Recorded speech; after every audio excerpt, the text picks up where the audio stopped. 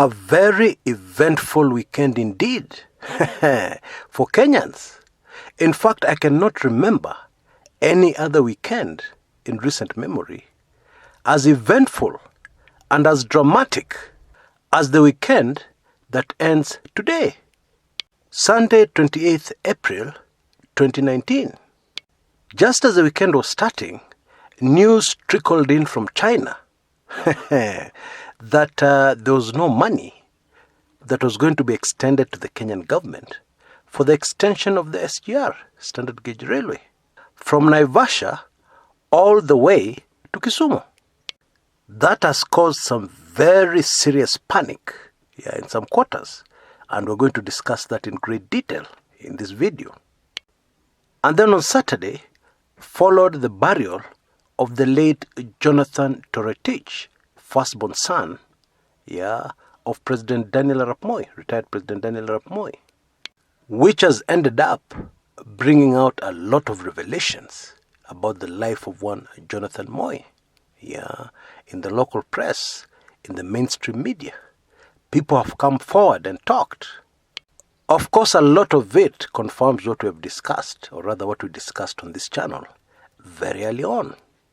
And in some cases, we have been given even more information, which is quite in order. Bombshell revelations like the late Lena Moi, wife of retired President Daniel Arap Moi, and of course mother to the late Jonathan, had to take a matatu, to attend the funeral of her son-in-law, Ibrahim Choge. Now, I've received quite a bit of backlash, some of it dangerous, about revealing so much about the Moi family. Somebody even called me, pretending to want to give me information, but then ended up telling me that I know nothing about Lena Moi.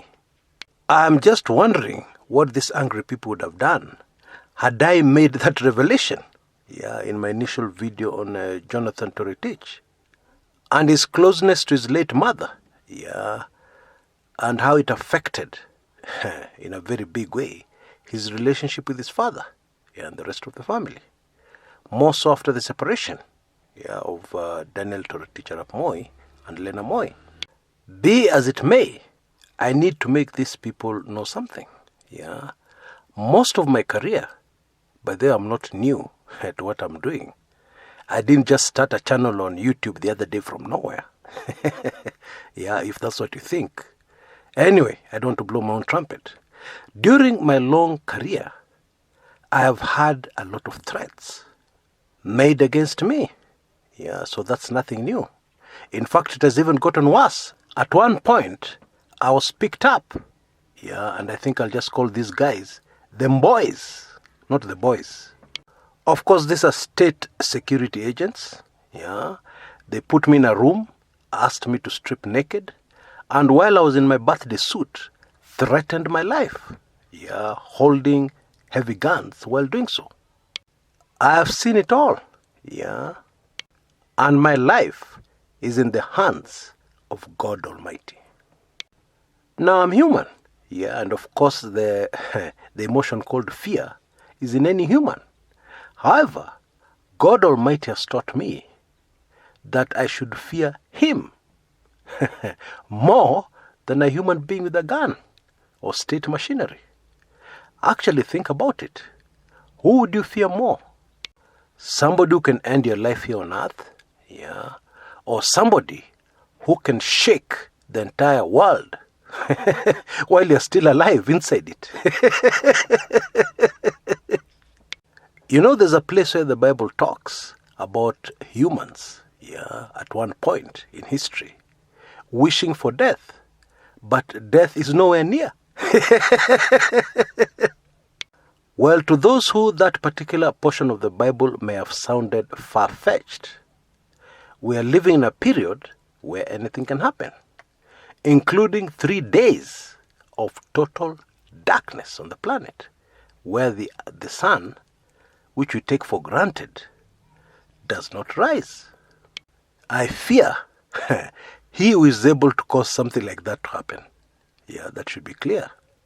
And as long as I'm fulfilling my mandate on this planet, not somebody else's, my mandate, the thing I fear most is fear itself. And what I'm much more preoccupied with is running the race, and finishing that race. Anyway, this video is not about me. My apologies. So on to the two major issues I want us to tackle in this video. And let me give you a heads up.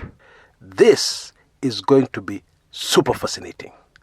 So get that cup of your favorite beverage, popcorns, and sit back and let's break this down. Now I want us to start this video with Kabarak and Kambimoi, where quite a lot of drama unfolded on Saturday. The body language between the Deputy President, William Ruto, and the Baringo Senator, Gideon Moi, was unmistakable. And everybody has noticed it. And the press was full of it. But there's something else, in my view, that stole the show on Saturday. And this was a father's tribute to his fallen son.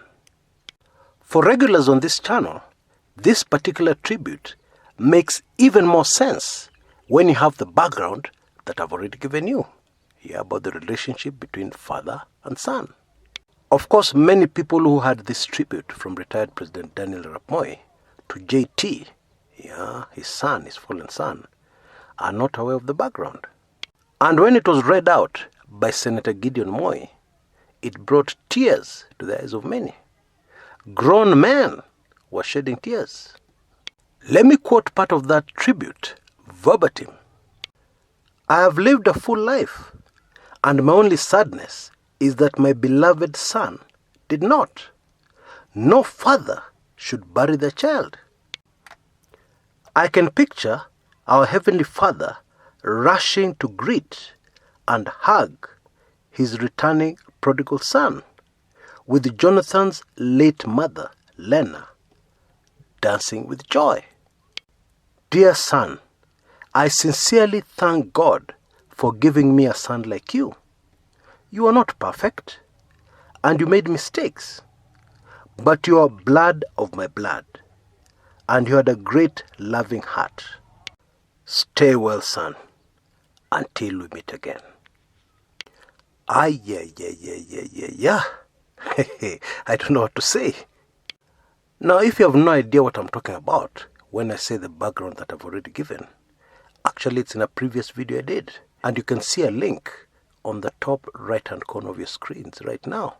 Just click on it, put that video aside, and you can go to it immediately after you're through this one. Then it will become clearer to you.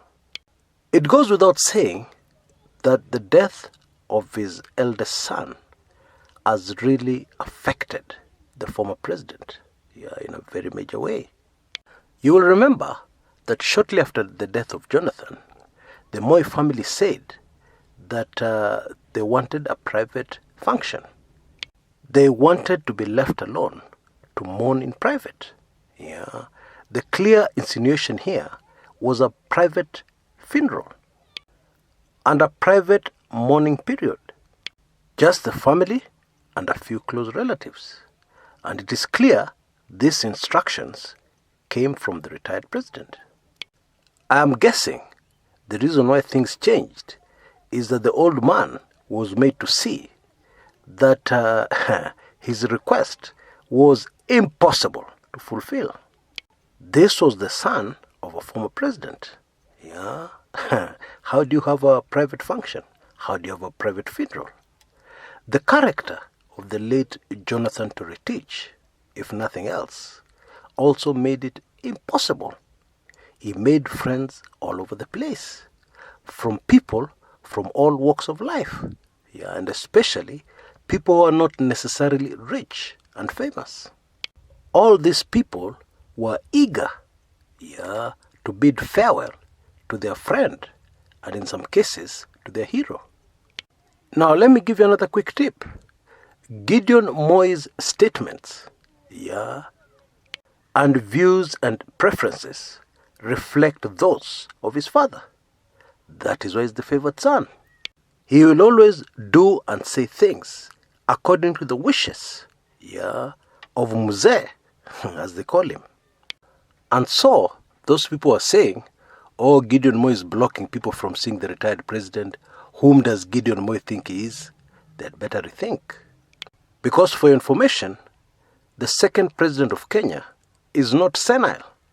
In my mind, the second president of Kenya is actually 70, and not 90-something, heading very quickly towards 100. No, this is a young man, 70s, max, tops, because he still has a very sharp mind. He knows exactly what's going on.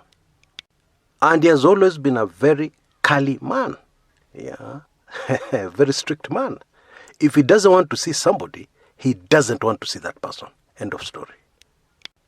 But he also understands politics, and he understands unnecessary, damaging political drama.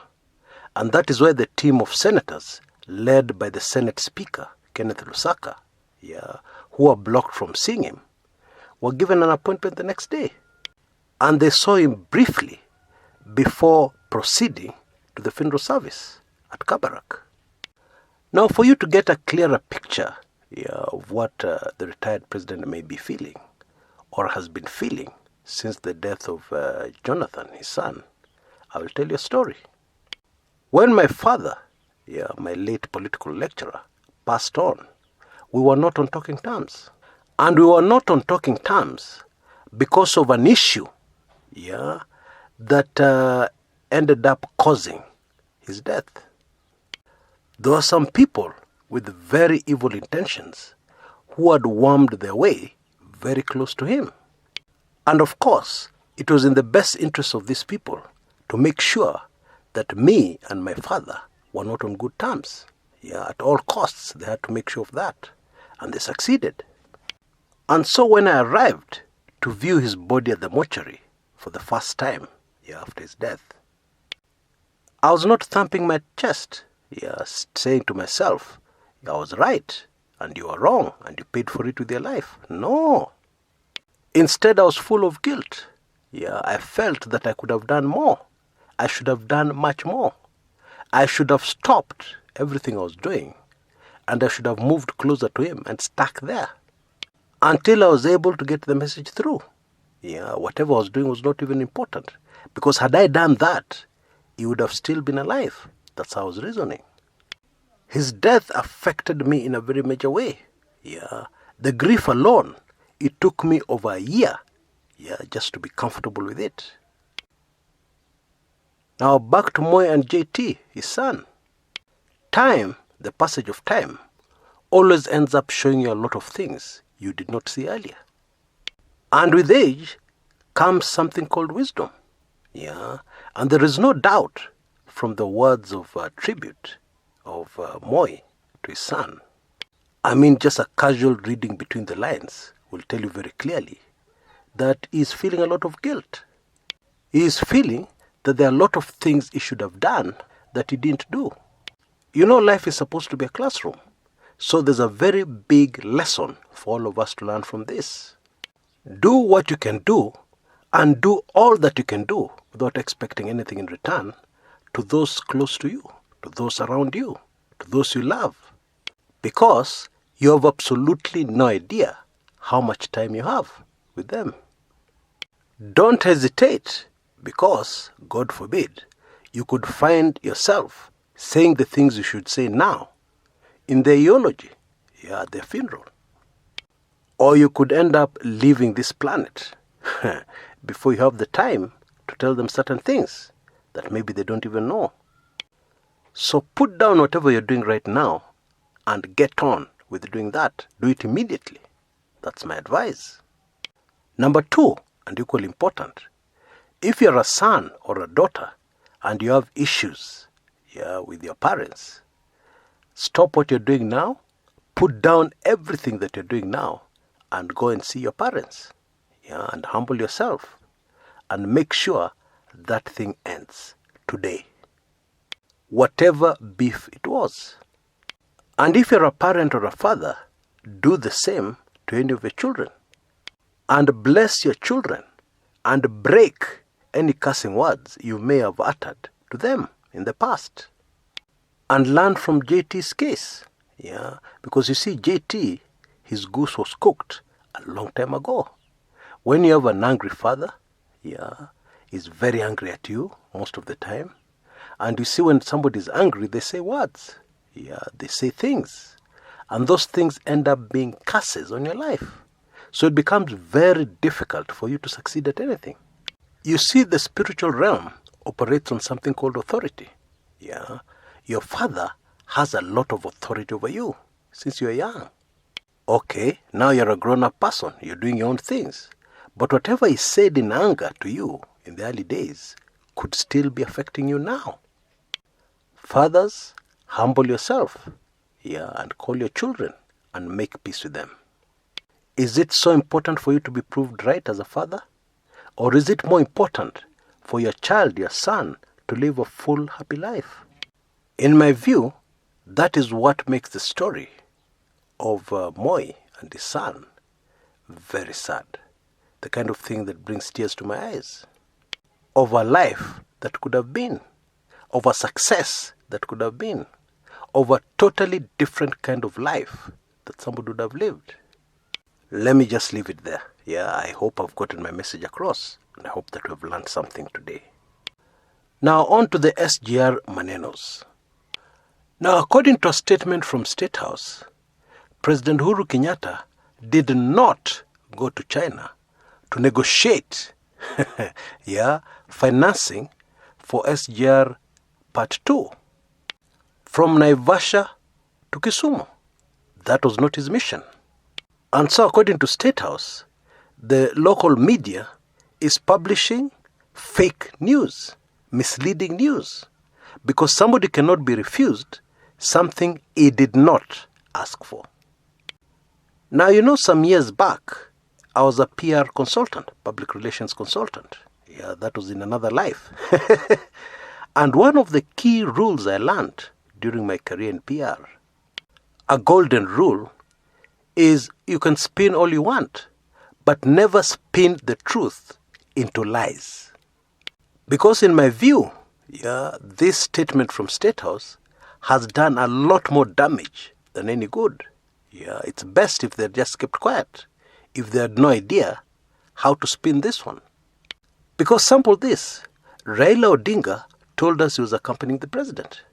And he told us their main mission is to get money for SGR Phase 2. We even got information about the government strategy in negotiating for this financing. We were told that part of the financing was going to be given in the form of a grant, which in simple language is free money. Although there's no free lunch in this on this world. Of course, they discuss certain favors. They'd give the grant knowing that they had something to gain from it. I'm talking, of course, about the Chinese. And all this time, when this information was widely available in the media and beyond, State House never came out even once to say, hey, hold on guys, you've got this wrong. The president is not going to China to discuss the SGR. Why didn't they come out with a statement then? They wait until the loan is not coming through. They wait until the negotiations do not achieve the objectives of our leaders from Kenya. And then they come out with a statement and they say it had nothing to do with the SGR. Now, in my view, sometimes you can have a very convincing lie that can almost pass for the truth. However, this particular lie is not even convincing. That's the truth. And so, before we go to the political repercussions, and other repercussions, let's answer a simple question. What went wrong? This is a simple question, but it's also a very big question. Because it's the Chinese who did phase 1 of the SGR. It is the kind of project that would showcase the Chinese in positive light. And therefore it's the kind of project the Chinese would be very keen ordinarily to see to the end, to see it through. to bend over backwards to make sure that it's a success, that in the very least it's completed. Because I think you know, and I think most Kenyans know, that the SGR from Mombasa to Nairobi doesn't fly. It's not financially viable. And my apologies, this is very stale news, because David D was talking himself hoarse, in 2017 and earlier, that the SGR was not viable. Even all the way up to Uganda, it was not viable. And so SGR from Mombasa to Nairobi, I think the word you can use here is not viable. The word to use is disaster. Our grandchildren and our great-great-grandchildren will still be paying off this loan long after we're gone. And for what? A line from Mombasa to Nairobi? A railway line that was so super expensive that there's absolutely no doubt that those who gained more were the cartels, the corrupt people involved in it. And most of that loan we're paying went into the private, personal pockets of individuals. Anyway, at least I've qualified where the railway line as it is now, is just a disaster. So why would the Chinese so suddenly, start hesitating, starting to show signs that they are really not for it, for a project they themselves launched in Kenya? That's a great mystery. One very high possibility is that the Chinese know something that we don't know. At least we don't know it yet, which has caused them to want to put a little distance, not completely remove themselves, but at least put a little distance between themselves and the glorified SGR. The other possibility is much more chilling. You see, the greatest beneficiaries of the rejected loan application is who?